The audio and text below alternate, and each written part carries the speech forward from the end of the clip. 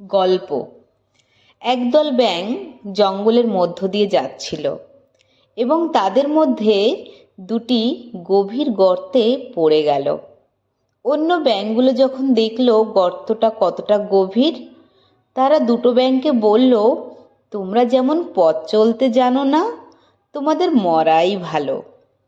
বিপন্ন দুটি ব্যাঙ অন্যদের মন্তব্য উপেক্ষা করে তাদের সমস্ত শক্তি দিয়ে গর্ত থেকে লাফ দিয়ে বের হবার চেষ্টা করলো। অন্য ব্যাঙগুলো তাদের বলল, তোমরা তো লাফাতে লাফাতে দম হারিয়ে মরে যাবে।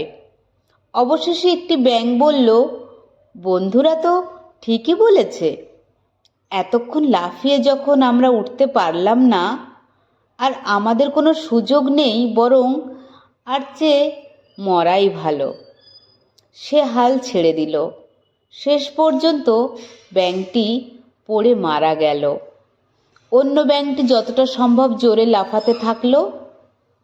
আবার ব্যাঙের দল তাকে চিৎকার করে বলল, বৃথা চেষ্টা করে লাভ কি? মরতে যখন হবে তখন শান্তিতেই মরো। কথাগুলো শুনে ব্যাঙটি মুচকি হাসল। তারপর সে তার সমস্ত শক্তি উজাড় করে দিয়ে মরিয়াভাবে লাফ দিল এবং সত্যি সত্যি সে বাইরে বেরিয়ে এলো। যখন সে বেরিয়ে গেল তখন অন্য ব্যাঙগুলো বলল, তুমি কি আমাদের কথা শুনতে পাওনি? ব্যাঙ তাদের বুঝিয়ে দিল যে সে বধির।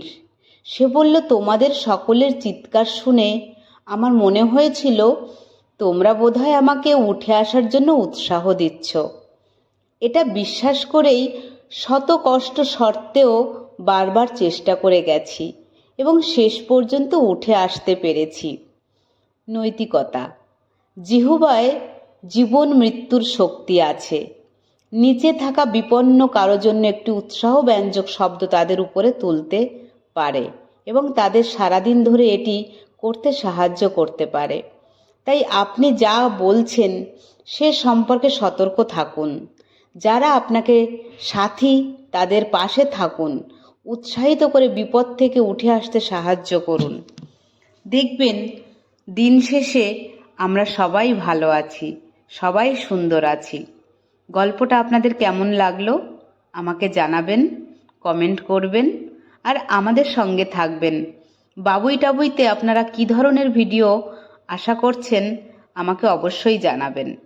এখানে ছোট্ট ভাই বোন দেখেছেন, মাধবীলতা ফুল দিয়ে দুজন দুজনকে সাজানোর চেষ্টা করছে। এই ফুলগুলো রাস্তার পাশে পড়েছিল, একজন কেউ ডাল কেটেছিল, আমি সেখান থেকে ফুলগুলো তুলে নিয়ে এসেছিলাম। তারপর ওদেরকে সাজিয়ে গুছিয়ে এমন করা